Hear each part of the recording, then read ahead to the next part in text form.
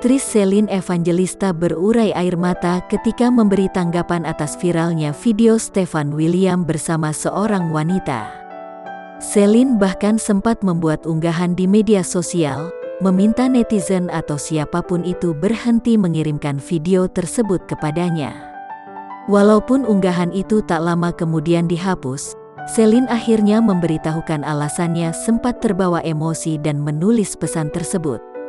"Gue nggak mau lihat itu," kata Celine sambil menangis, dikutip dari tayangan Kopi Viral, Senin, tanggal 18 Oktober tahun 2021. "Gue nggak mau orang-orang berpikir suami aku enggak baik. Suami aku laki-laki yang baik, dia laki-laki paling baik," sambung Celine. Bahkan meskipun video tersebut sudah viral dan banyak netizen menyayangkan sikap Stefan yang justru bermesraan dengan wanita lain, Celine sambil berurai air mata tetap memilih berdiri untuk membela suaminya itu.